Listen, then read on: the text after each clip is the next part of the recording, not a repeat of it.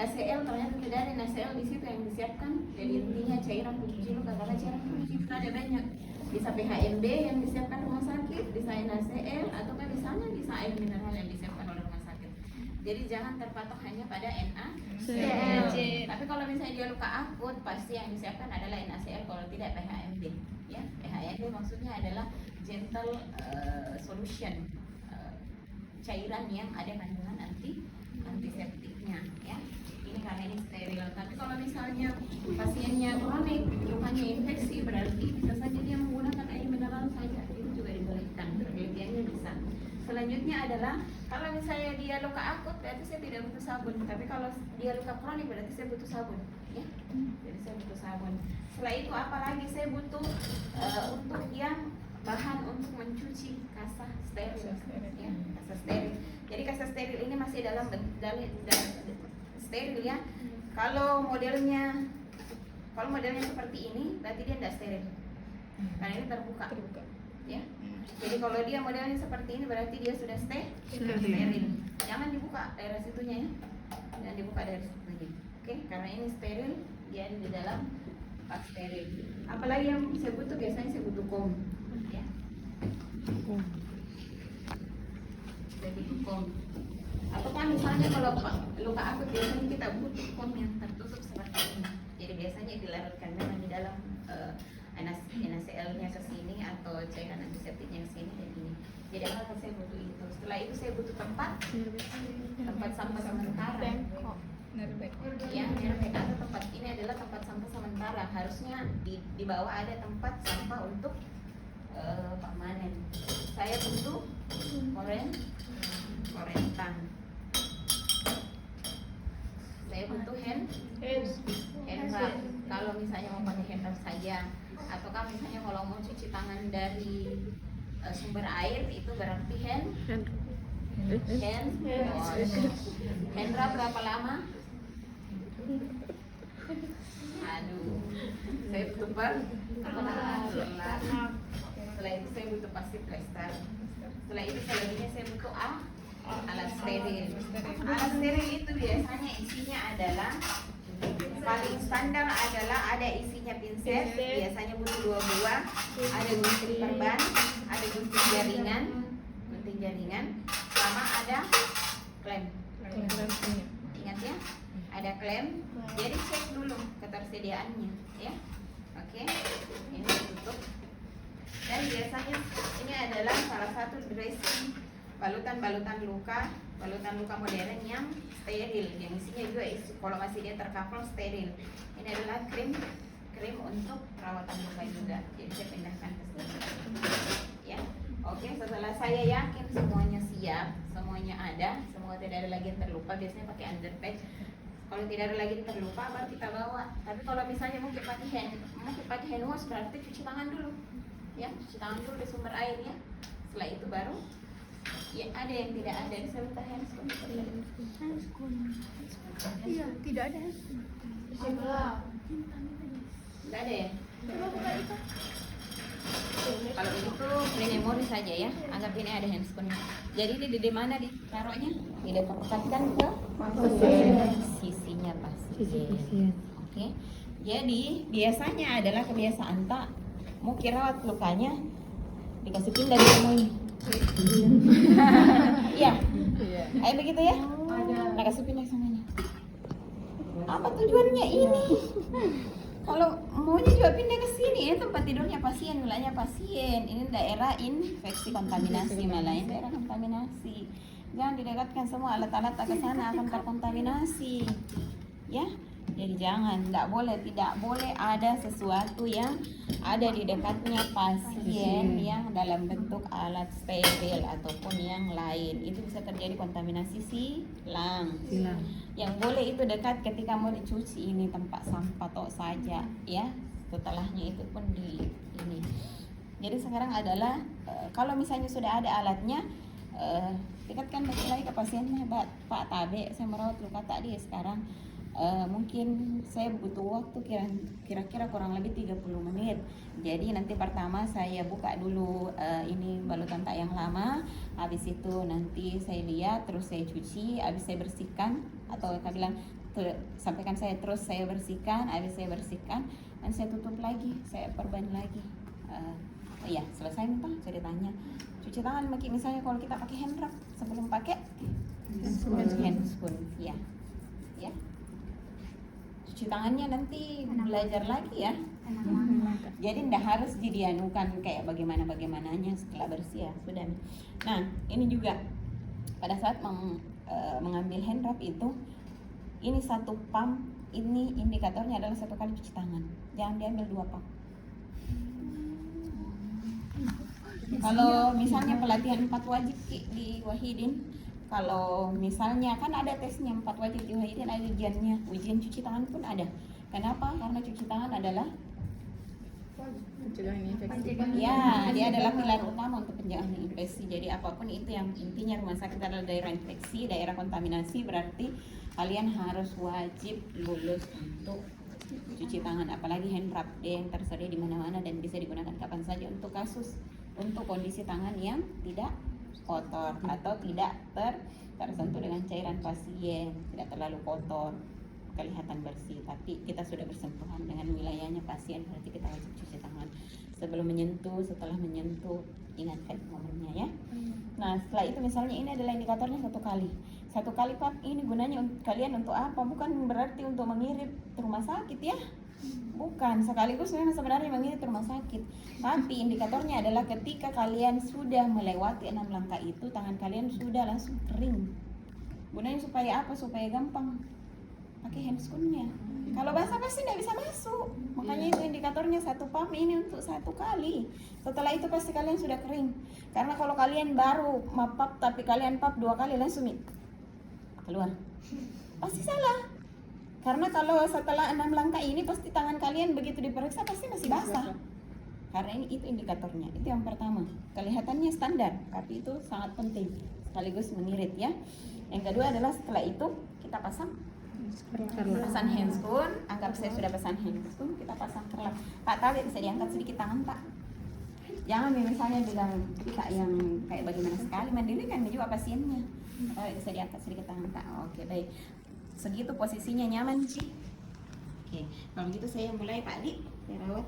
Kemudian ambil mie untuk alat dan bahan Pak. Kalau misalnya luka akut berarti semua konsepnya ada steril. Ya, ini juga harus diambilnya secara steril misalnya ya. Kalau steril biasanya pakai yang counter tertutup. Jadi jangan ambil terlalu banyak. Anggaplah misalnya diperkirakan lukanya butuh misalnya 3 saja ya. 3 saja, jangan terlalu banyak ya. Setelah itu tutup kembali karena ini adalah steril. Setelah itu biasanya kalau luka akut langsung disiram di sini ya. Langsung disiram di sini. Beda kalau luka kronik. Ini kalau sudah kita basahkan, ini nanti untuk dipakai. Sudah nih ceritanya. Ini siap nih, ini siap, yang lain-lainnya siap. Oke, sekarang kita dekatkan untuk bengkoknya. Taruhlah misalnya luka bakarnya di sini ya. Ini sebenarnya taruhlah misalnya luka bakarnya di sini ya. Setelah itu saya nggak tahu kami tidak pakai handscoon, kayak merasa bagaimana gitu. Ada sesuatu yang tidak apa-apa Ji. Oke, setelah itu kita sudah dekatkan bengkok. Kita buka dulu balatan lamanya ya. Biasanya kalau buka balatan lama kita bisa pakai bantuan pinset ya. Jadi bisa pakai pinset ya. Ya, bisa pakai pinset langsung. Kalau dia pakai hepapis begini itu nggak terlalu lengket, jadi nggak usah dibasahi ya. Apalagi kalau misalnya caranya adalah kita buka hepapisnya searah dengan arah pertumbuhan rambut. Jangan berlawanan tak capek semua rambut pasien. Jadi kasih lihat arah pertumbuhan rambutnya ke sana, berarti dibukanya dari sini ke sini. Setelah itu diangkat simpang ke sini ya. Setelah itu ini disisihkan. Kalau ini konsepnya steril ya. Nah setelah itu biasanya kalau dia konsepnya steril, kebanyakan yang dilakukan adalah menggunakan 2 pinset seperti ini untuk mengambil ini, betul? Coba kita tes ya. Kalau saya pakai ini, ya. Kalau saya pakai ini, saya peras, ya. Saya peras. Kemudian ini saya pakai, ya. Tapi ini kalau misalnya ini karena pegangan saya masih kuat. Kalau pegangan saya tidak kuat pasti jatuh. Jadi caranya adalah saya kebiasaannya supaya saya tidak perlu terlalu berkuat, saya pakai kolengkang. Ya. Jadi setelah diperas, saya kunci. Ini biar saya kasih begini juga tidak bakalan jatuh, ya. Jadi saya kunci. Setelah saya kunci, taruhlah misalnya lukanya di sini. Lukanya kan harus sapuan ya. Oke. Jadi bisa dibalik-balik ya, daerah yang kotor, daerah yang ini, ya. Dilihat daerah sisi yang kotor, ya. Setelah itu buang. Saya ambil lagi untuk yang ketiga, ya. Langsung saya kunci.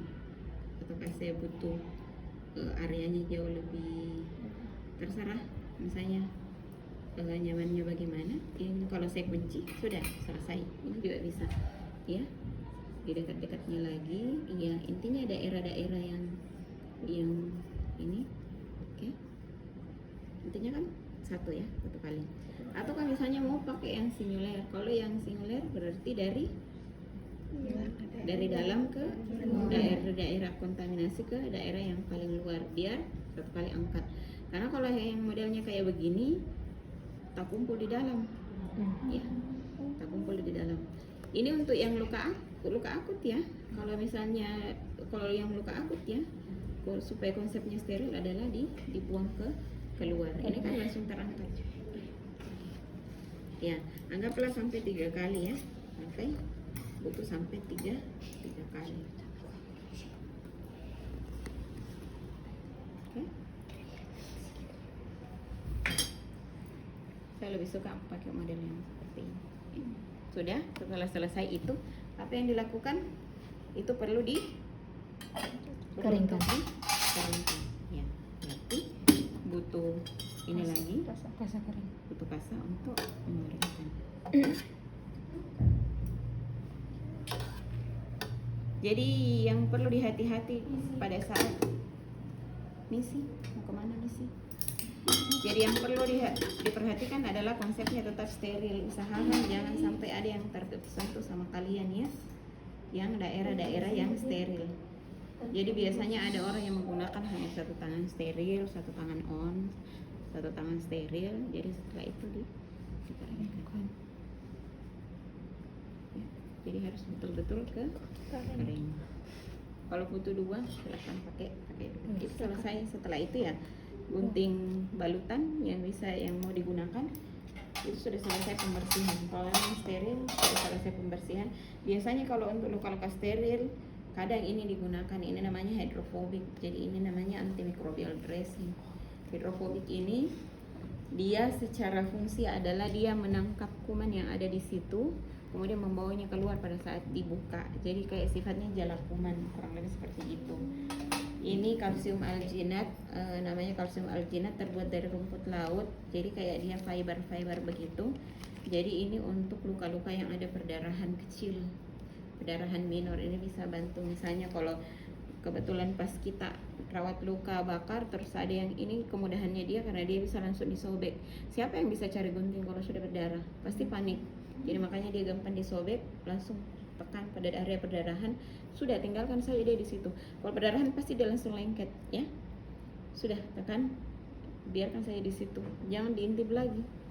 Berdarah, rutin berdarah itu tidak usah, biarkan dia bekerja di situ karena dia butuh waktu untuk bekerja di situ ya. Jangan diintip. Kebiasaan mengintip itu tidak bagus. Ya, padahal seperti itu. Ini karena anggap saya lagi pakai handscon ya. Ini adalah yang paling banyak digunakan adalah urgotol. Misalnya urgotol itu digunakan untuk sesuai ya. Kalau misalnya lukanya segini atau setelapak juga bisa jadi sesuaikan. Jadi usahakan ukur segini, berarti saya butuh segini, ya. Ya, saya butuh segini. Oke. Ya. Jadi caranya adalah ketika nanti mengambilnya boleh pakai pinset.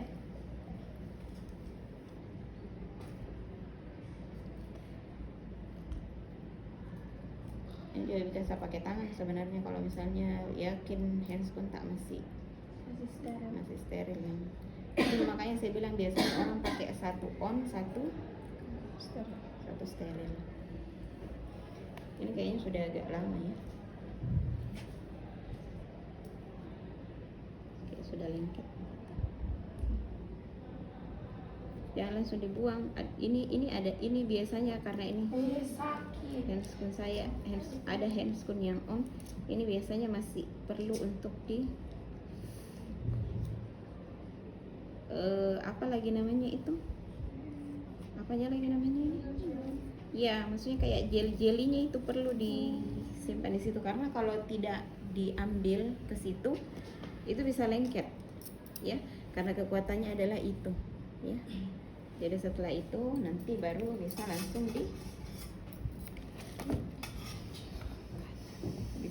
ditutup. Jadi kita lihat saja kalau tidak ada hal-hal yang aneh-aneh, kita bisa langsung tutup. Tapi kalsium alginat ini dia sebenarnya bisa menyerap cairan luka, tapi kalau dia ketemu sama cairan luka dia akan berubah menjadi jelly. Jadi tidak bisa dia sebagai langsung di luarnya. Jadi harus ada yang lain lagi. Nah, salah satunya adalah foam. Foam ini untuk menyerap cairan. Ini tidak cukup ya, menyerap cairan. Jadi setelah itu baru kita plester. Jadi plesternya juga ukur sesuai dengan ukuran lukanya.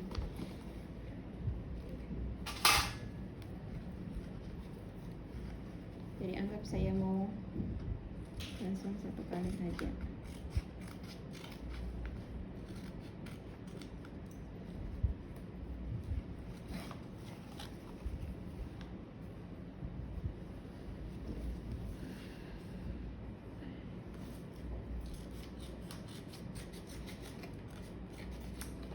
Jadi kalau bagian membalut sebenarnya sudah bisa lepas handscoon. Ya.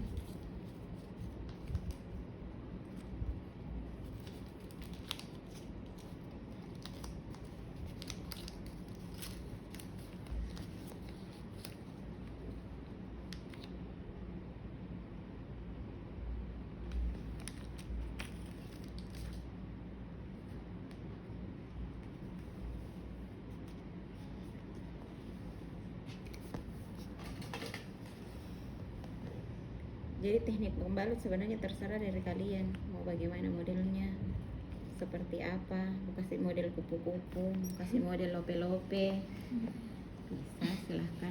Intinya sebenarnya adalah tidak ada yang bisa masuk. Intinya tidak ada lagi yang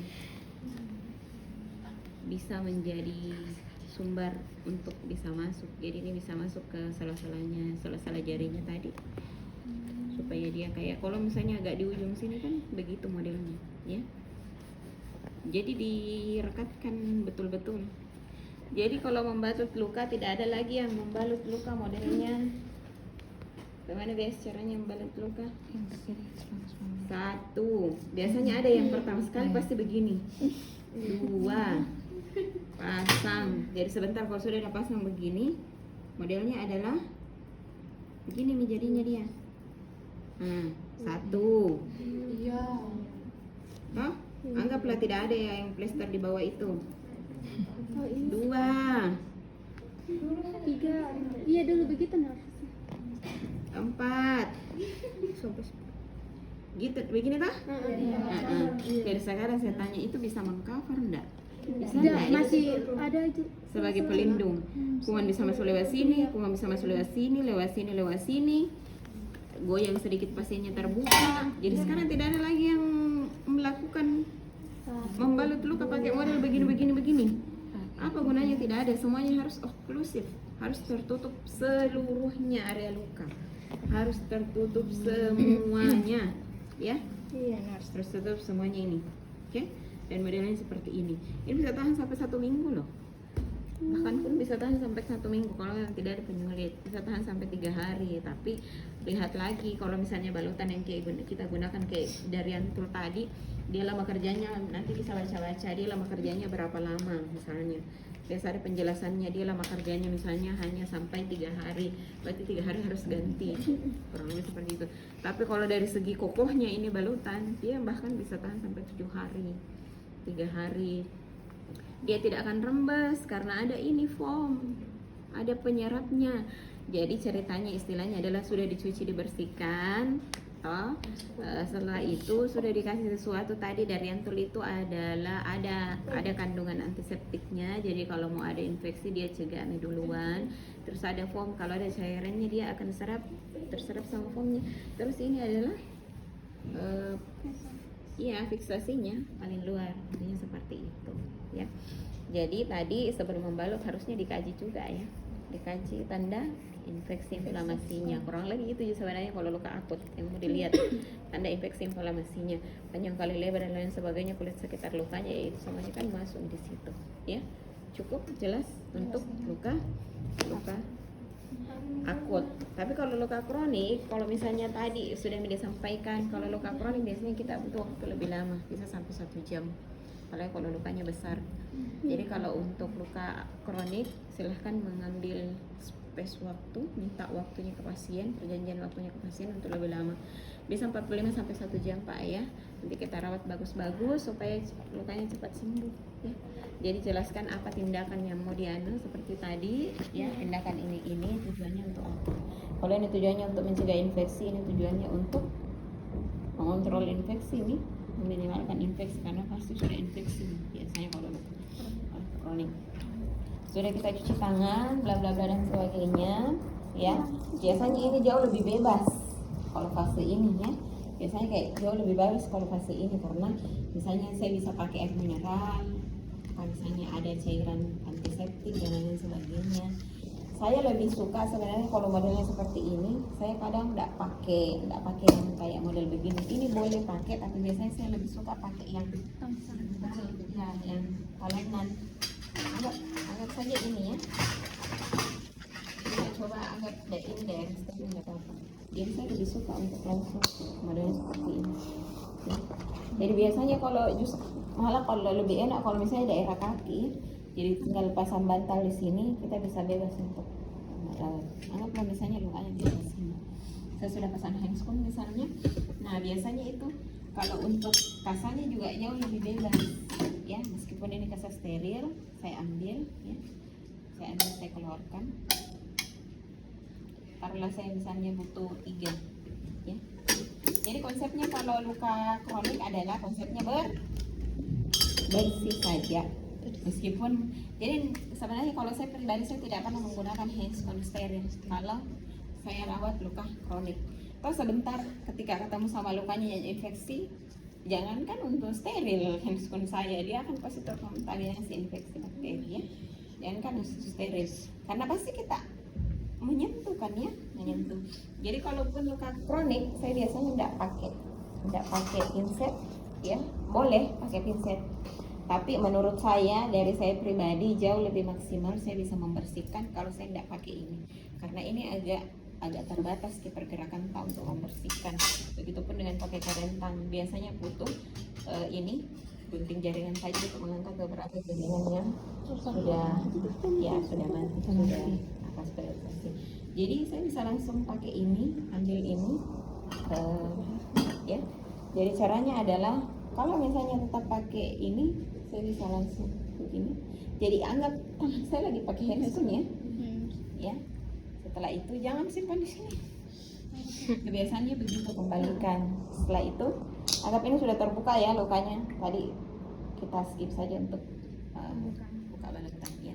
Jadi ini sebenarnya kalau tidak salah ini kandungannya, saya tidak tahu ini kandungannya apa, tapi yang direkomendasikan sebenarnya yang kandungannya ada chlorhexidin 0,2%, ataukah pakai chlorhexidinol yang kandungannya 0,4%, itu sudah toleransi sama jaringan yang luka. Jadi ini dibusakan dulu. Jadi sebenarnya kalau untuk konsep luka akut itu konsepnya kurang lebih luka kronik ya. Luka kronik itu kurang lebih konsepnya sama dengan orang mandi. Jadi buka balutan lama berarti buka baju ya. Nah, terus masuk kamar mandi ya, taruhlah kita memposisikan pasien. Habis itu kan dibasahi dulu ya, Pak ya. Dibasahi dulu.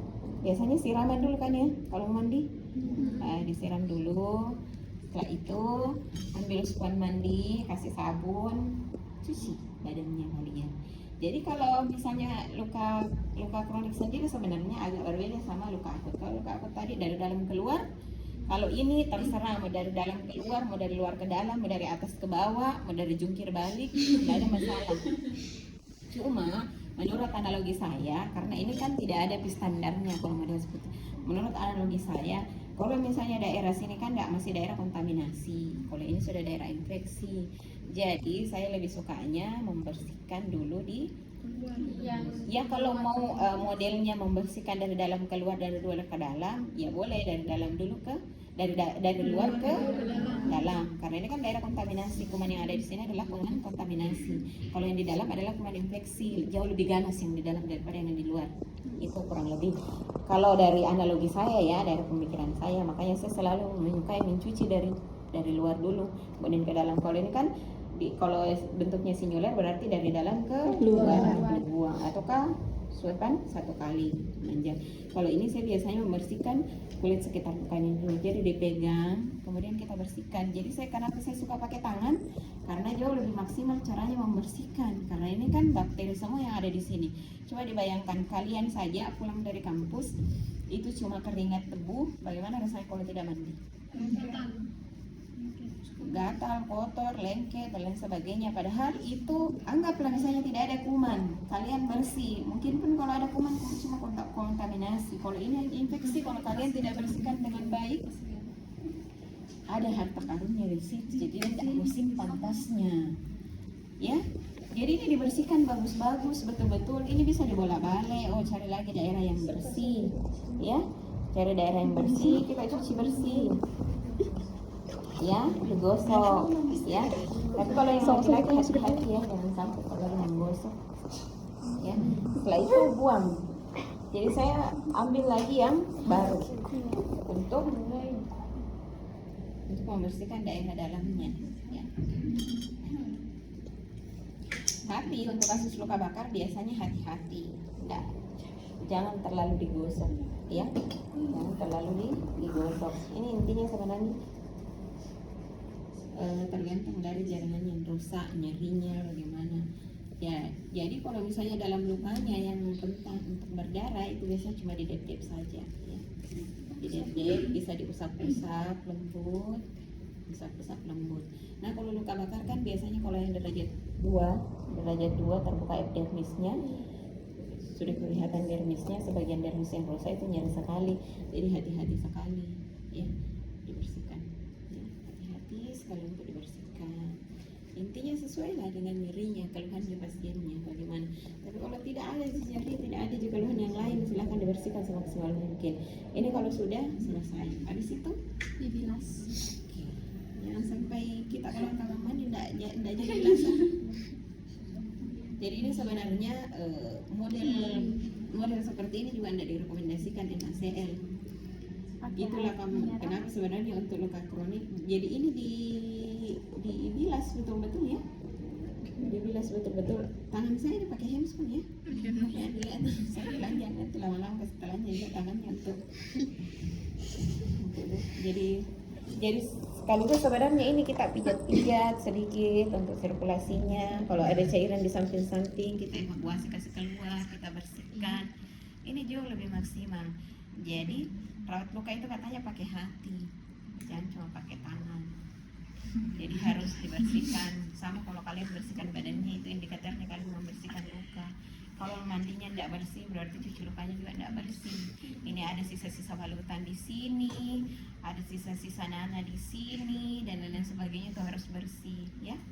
Kurang lebih seperti itu. Setelah dirasa bersih, kapan indikatornya bersih?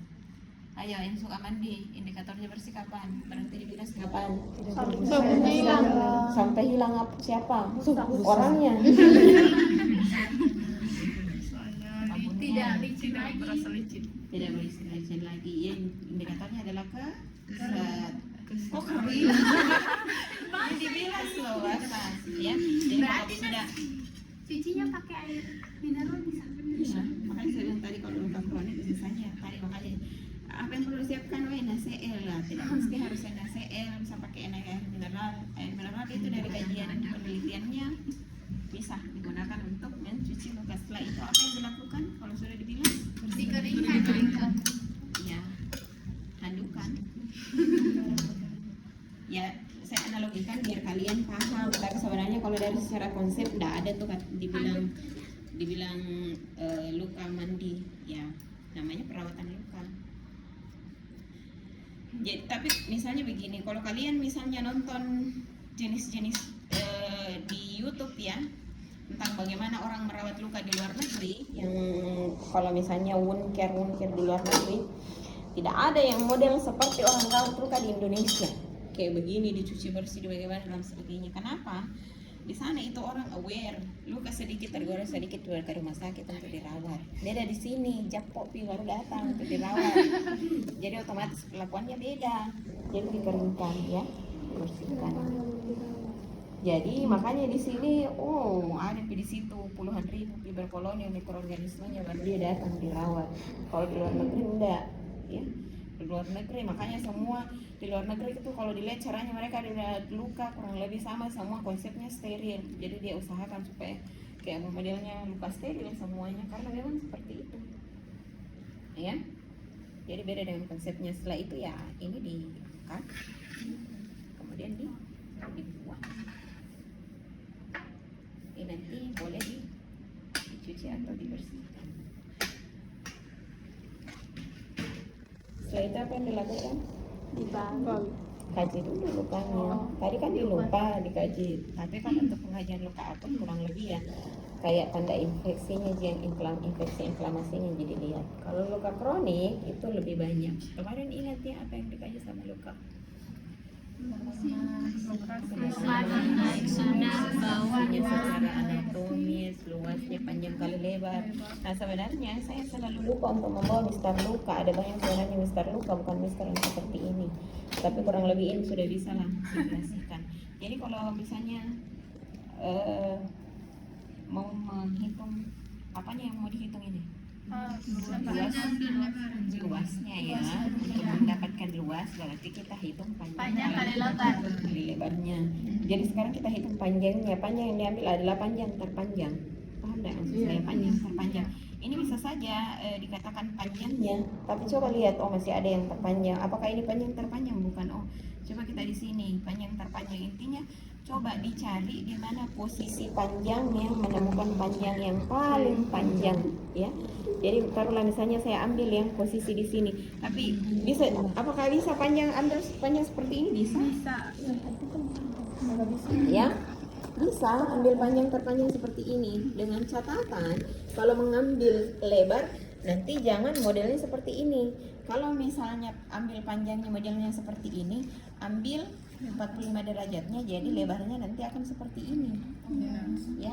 Tapi kalau misalnya ambilnya tegak lurus seperti ini, ini panjangnya berarti ya tegak lurusnya adalah begini. Ya. Jadi terserah kalian karena modelnya luka itu tidak selamanya bundar seperti yang kalian harapkan. Jadi ya ini kurang lebih sama dengan caranya membuat luka itu, ada mencong kiri, mencong kanan dan lain sebagainya. Jadi itu harus diperhitungkan. Jadi cari panjang yang terpanjang. Kalau misalnya ini panjang yang terpanjangnya, ini yang panjang yang terpanjang. Karena panjang dulu yang dicari berarti panjang terpanjangnya. Setelah itu baru ambil lebarnya yang 45 derajat. Kalau di garis begini ya berarti kurang lebih segini lah ya, 45 derajat. Ya. Oke, jelas? Nah, setelah itu panjang kali lebar selesai. Bagaimana mengukur kedalaman? Kedalaman itu sebenarnya dia sudah include dengan stek 1, stek 2, stek 3, stek 4. Itu kan kedalaman kulit ya.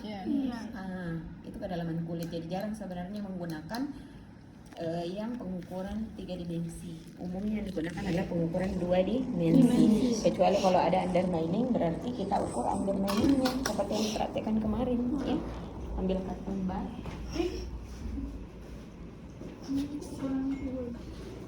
Ambil karton batnya. Kemudian coba ukur, misalnya taruhlah misalnya sampai di sini jika kelihatan ini ada kulit di atasnya ya. Berarti kita ukurlah karton batnya. Tadi arah jam 12-nya kemana? Kepala. Berarti di sini badannya berarti jam 12-nya ke sana. Jam 6-nya ke sana jam 9. jam 3. Berarti kalau di sini undermining-nya itu arah jarum jam berapa? Jam 1. Berarti undermining arah jarum jam 1. Berapa senti? Kasih masukkan tembat ukur. Ya, ukur katembatnya kalau sudah keluar ukur pakai mistar. Oh, 2 senti. Oke ya. Jadi tadi sudah jelas dokumentasinya bahwa 2 cm. ada undermining arah jam 1 sekian senti. Ataukah ada undermining arah jam 1 sampai jam 3. jam 3 misalnya berapa senti ya. Berapa sentinya jangan ambil senti yang terpendek, ambil senti yang terpanjang. Ambil seperti itu. Jadi jelas ya.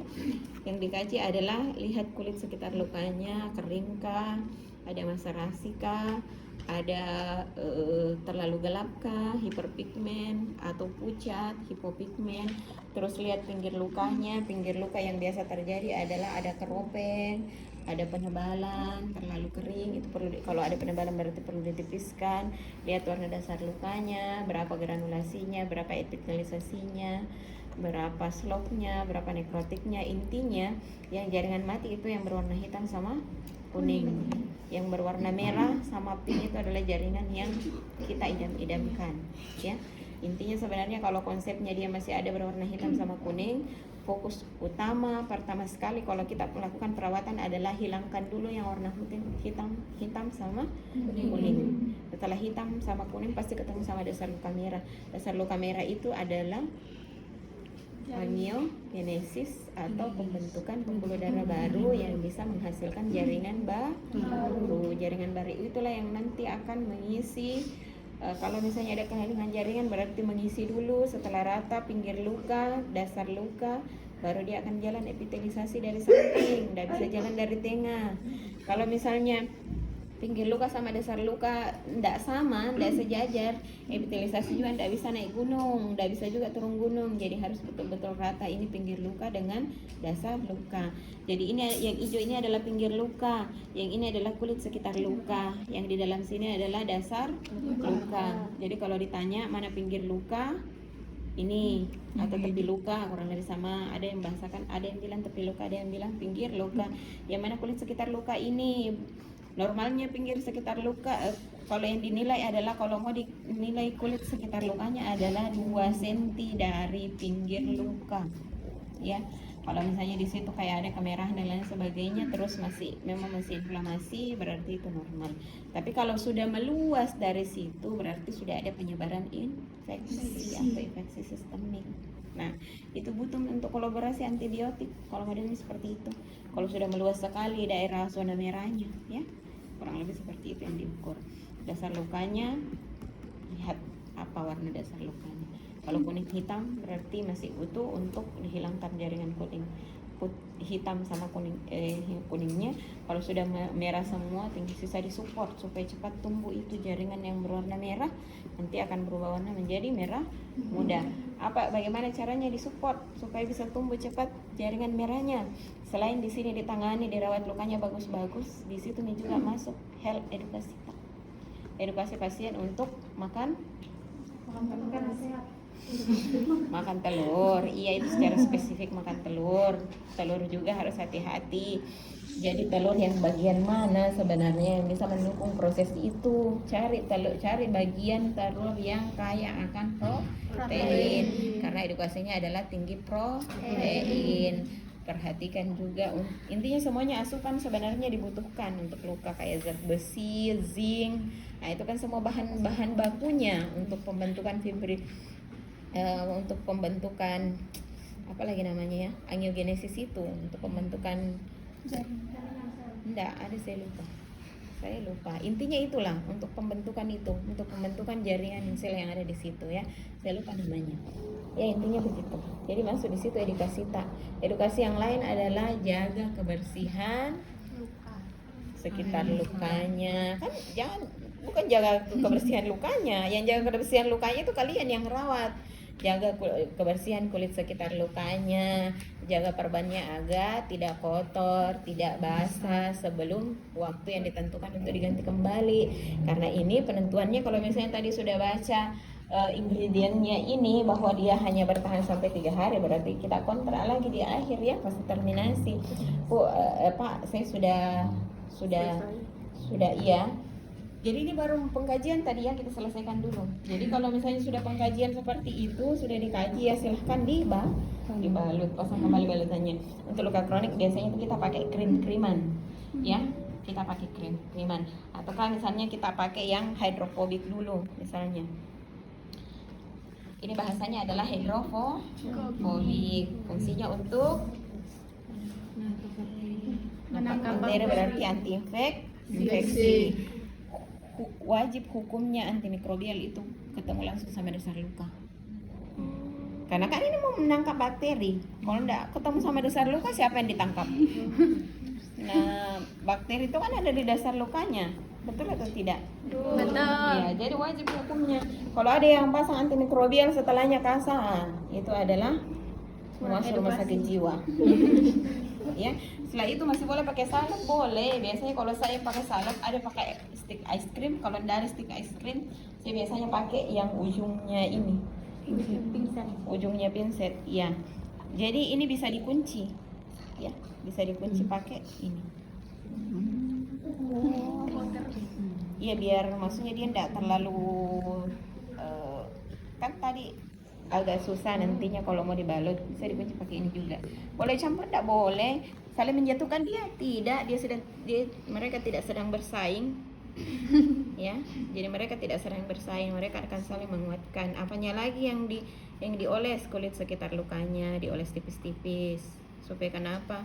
Kalau mau kibat tetanggata, berarti jaga-jaga juga tetanggata. Sama aja dengan ini, kan nutrisi dari sini kan ya? Iya. Dari kulit sekitar luka. Sama aja kalau bulan puasa biasa baik sama tetanggata, langsung ada pisang goreng sore-sore. Ya kurang lebih seperti itu. Jadi ini harus dijaga. Supaya apa juga dioles. Jangan sampai dibilang supaya cepat habis salepku karena mahal harganya. Tidak. Ini kan ceritanya akan ada produksi eksudat dari sini. Produksi eksudat itu isinya apa? Apa isinya itu eksudat? Iya, cairan itu isinya apa? Dia komposisi eksudatnya dari mana? Ya Nana juga. Maksud saya komposisinya itu sebenarnya dari mana? Apakah cairan tubuh kita yang lepas atau bagaimana? Kayak kita minum terus keluarnya lewat situ gitu. Jadi Nana ya enggak. Jadi sebenarnya eksudat itu adalah mikroorganisme yang sudah mati. Mikroorganisme yang sudah mati.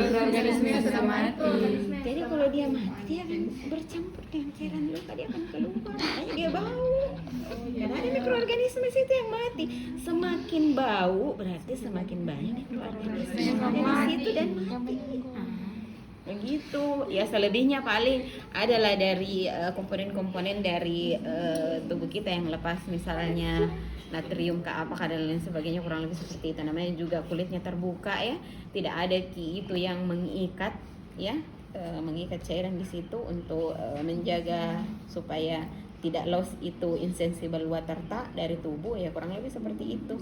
Adalah komponen-komponen dari elektrolit tubuh kita yang lepas di situ, tapi kurang lebih sebenarnya komposisinya yang lebih banyak itu adalah mikroorganisme atau bakteri yang mati. Nah, saya lanjut. Gunanya untuk dijaga juga ini kulit sekitar lukanya adalah cairan yang dihasilkan cairan infeksius ya. Terus kalau ini tidak dijaga sekitar lukanya, terus dia ketemu sama cairan infeksius dalam jangka waktu lama, dia bisa terjadi maserasi. Maserasi itu yang bagaimana? Putih, pucat, bocor-bocor kulitnya. Karena kan ini cairan infeksius. Coba kita ini pulang dari sini, kita rendam kaki kita selama kurang lebih 1-2 jam lah di air. Kira-kira bagaimana kelihatannya kaki kita? Atau ada yang pernah pakai kaos kaki basah? Kaos kaki basah. Terus sampai di rumah kita buka kaos kaki kita, bagaimana kelihatan kakinya? Sedikit lagi itu lama lagi. Kalau misalnya jauh lebih lama, taruhlah misalnya 1 hari tidak kita buka kaos kaki kita, itu bocor-bocor itu kulitnya, kulit epidermisnya kelihatan kayak bocor-bocor. Pernah tidak? Iya, bocor-bocor kayak bocor-bocor. Kurang lebih seperti itu. Apalagi ini kalau mau kita simpan sampai 3 hari baru kita buka, terus kulit sekitar lukanya yang kulit sehat ini ketemu sama cairan luka selama 3 hari, bisa dibayangkan. Tak kelupas juga kulit sekitar lukanya. Makanya harus di barrier, dilindungi pakai salep. Kenapa salep? Karena salep itu bahan dasarnya minyak. Minyak sama air tidak bertemu. Jadi makanya kenapa salep? Kenapa bukan yang bahan dasarnya ada yang bahan dasarnya air, namanya jelly. Pernah lihat jelly kan ya? Jelly itu bahan dasarnya air. Kalau di barrier sekitar lukanya pakai air, lah tambah benyek lukanya. Tapi kalau barriernya pakai yang minyak, kenapa salep? Karena salep ini bisa untuk di lukanya, bisa juga untuk sekitar lukanya. Tapi itu salep yang di atas harus tembus di bawah, tembus di lubang merah. Bisa diserap jaring-jaring. Karena kan jaring-jaring Ji. Ya, jaring-jaring Ji. Tapi kan itu saya tadi kita lipat, harus dilipat memang. Enggak tahu Ji. Tergantung dari suasana hati.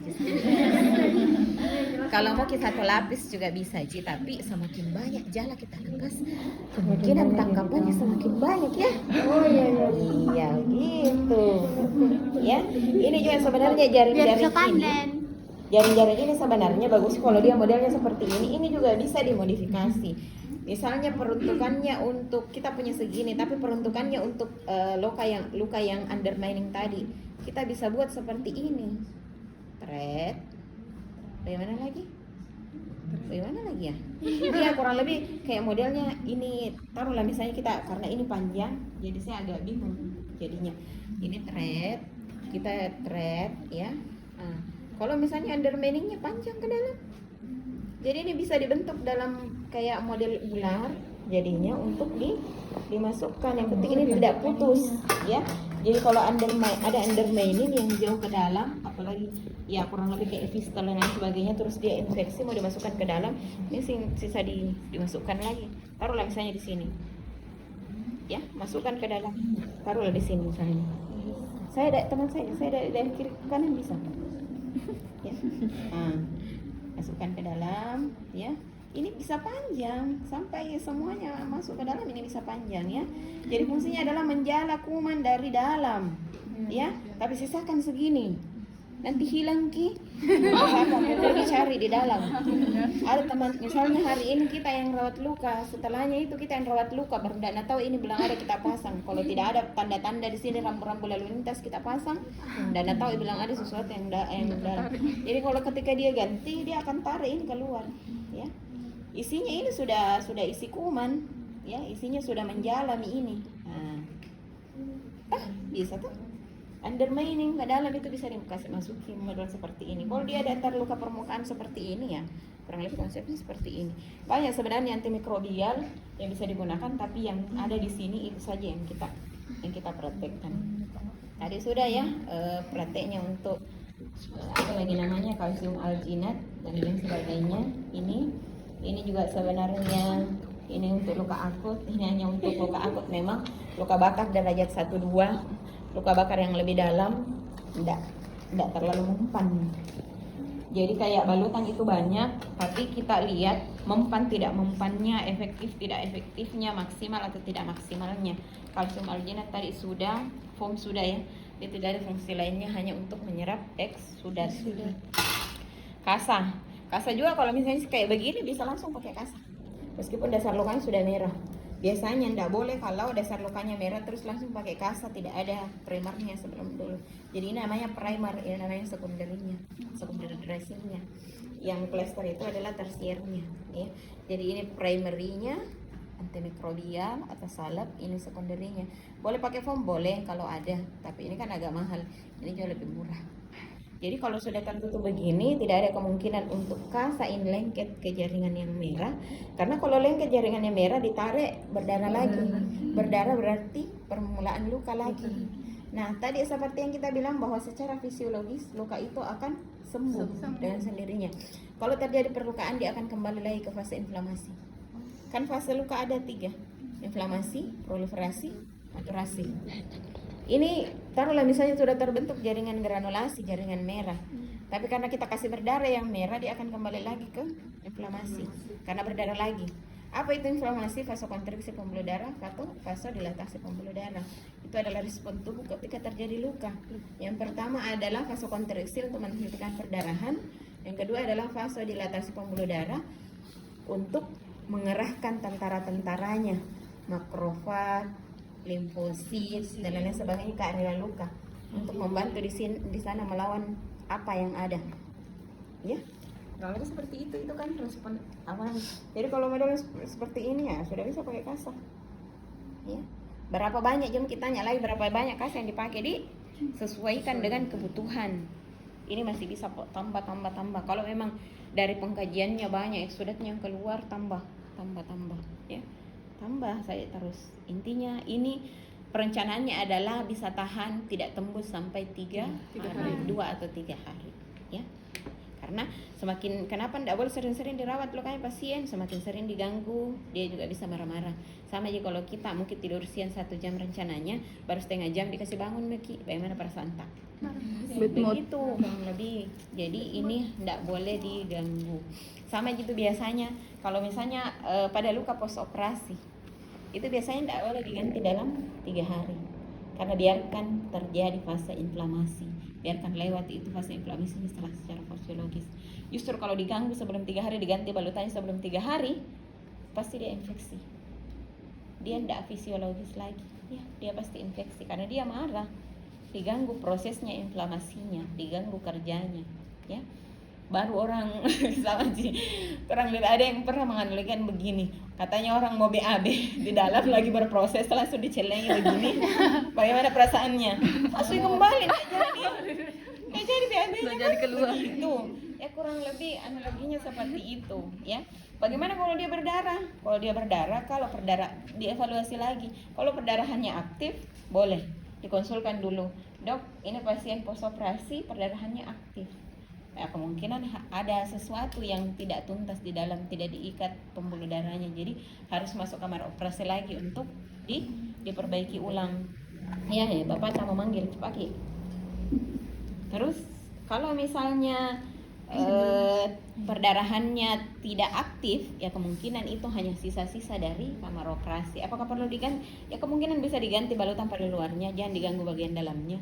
Kalau tidak, bagaimana sekali nih, biarkan sampai 3 hari. Dimarahi itu kalau kita ganti hanya karena indikator seperti itu, tanpa ada indikator kedaruratan misalnya, kegawatan, ya, bukan, ya. Kecuali kalau perdarahannya aktif, rembes terus, ya, ada produksi, ya silahkan. Setelah itu ini ditutup sama, kurang lebih sama. Caranya adalah diukur. Mana yang lebih bagus? Sudah jam berapa?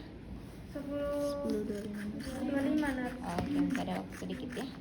Jadi ini silahkan disesuaikan dengan kebutuhan ya.